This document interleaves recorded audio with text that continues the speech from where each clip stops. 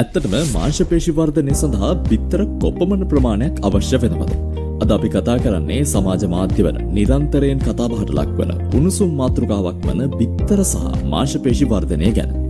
මාංශපේශි වර්ධනය සඳහා ඔබ දිනකට බිත්තර කීයක් ආහාරයට ගත යුතුද? ඇත්තටම ඒකට හැම කෙනෙකුටම ගැළපෙන එක පිළිතුරක් නැහැ. මොකද ඒ ඔබේ දෛනික පෝෂණ අවශ්‍යතාවය සහ ඔබ ලබා ගන්නා අනෙකුත් ආහාර මත රඳා පවතිනවා. ඔබ මාංශපේශි වර්ධනය කර ගැනීමට උනන්දු ඇති කෙනෙක් නම් ඔබ කැලරි අතිරික්තයක් පවත්වාගෙන ඒ වගේම ප්‍රමාණවත් ලෙස ප්‍රෝටීන් ලබා ගත යුතුයි. එය ආසන්න වශයෙන් ඔබගේ ශරීර බරෙන් කිලෝග්‍රෑමයට ග්‍රෑම් 1.6ක් පමණ. උදාහරණයක් විදිහට ඔබේ බර කිලෝග්‍රෑම් 70ක් නම් ඔබට දිනකට ප්‍රෝටීන් ග්‍රෑම් 112ක් පමණ ලබා ගත යුතුයි. ඔබ දන්නවා එක් බිත්තරයක ප්‍රෝටීන් ග්‍රෑම් 6.5ක් පමණ අඩංගු වන බව. බිත්තර සුදු මදේ ග්‍රෑම් 4ක් සහ කහ මදේ ග්‍රෑම් 2.5ක් පමණ ප්‍රෝටීන් තිබෙනවා. අවම වශයෙන් ඔබේ ප්‍රෝටීන් අවශ්‍යතාවයෙන් 50%ක් බිත්තර වලින් ලබා ගන්න ඔබ දිනකට බිත්තර 8ක් පමණ ආහාරයට එක් කරගත යුතුයි. ඒ වගේම ග්‍රෑම් 112ක් පමණ වන ප්‍රෝටීන් අවශ්‍යතාවය සම්පූර්ණයෙන්ම බිත්තර වලින් ලබා ගන්නට නම් ඔබට දිනකට බිත්තර 16ක් ලබා ගත යුතු වෙනවා. නමුත් පොඩ්ඩක් ඉන්න. බිත්තර වලින් ප්‍රෝටීන් ලැබුණා තවත් සලකා බැලිය යුතු කාරණා තිබෙනවා.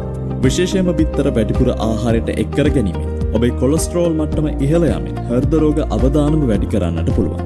මෙලිසා 2013 සහ හොප්කින්ස් 1992 වැනි අධ්‍යයනවලින් ආහාරවල ඇති කොලෙස්ටරෝල් නිසා රුධිරයේ කොලෙස්ටරෝල් මට්ටම සුළු වශයෙන් වැඩි කළ හැකි බව සොයාගෙන තිබෙනවා. ඊට අමතරව බිත්තරවල තිබෙන සංතෘප්ත මේදය මගින් සාමාන්‍යයෙන් නරක කොලෙස්ටරෝල් ලෙස හඳුන්වන LDL කොලෙස්ටරෝල් වැඩි කරන්න බලපානවා.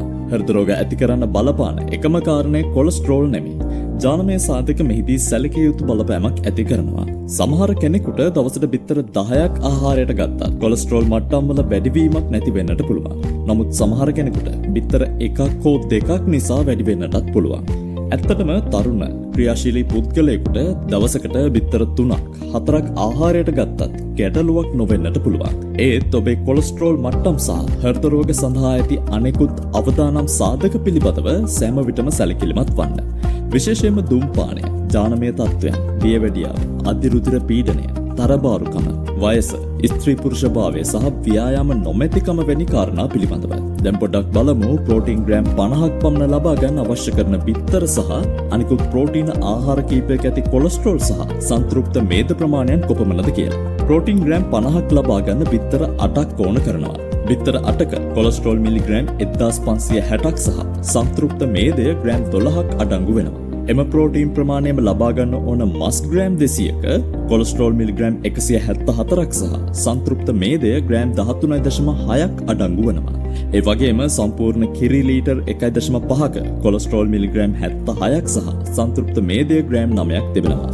කඩල ග්‍රෑම් 250ක කොලෙස්ටරෝල් අඩංගු වෙන්නේ නැහැ. නමුත් සංතෘප්ත මේදය ග්‍රෑම් 1.5ක් පමණ තිබෙනවා. වේ ප්‍රෝටීන් ග්‍රෑම් 56ක කොලෙස්ටරෝල් මිලිග්‍රෑම් 6ක් සහ සංතෘප්ත මේදය ග්‍රෑම් 0.4ක් පමණක් අඩංගු වෙනවා. දැන් ඔබට පැහැදිලි බිත්තර කියන්නේ ඉතා හොඳ ප්‍රෝටීන් ආහාරයක්. නමුත් එහි වැඩිපුර කොලෙස්ටරෝල් සහ සංතෘප්ත මේදය අඩංගු වන බව. ඒ නිසා බිත්තර සමග වෙනත් ප්‍රෝටීන් බහුල ආහාර එක් කරගනිමින් ඔබේ ආහාර වේල සමබර කරගන්න. විශේෂයෙන්ම ඕනෑම දෙයක් ඕනවට වඩා හොඳ නොවන බව මතක තබා ගන්න. මොකද හෘද රෝග වලට වයස් ભેදයක් නැහැ.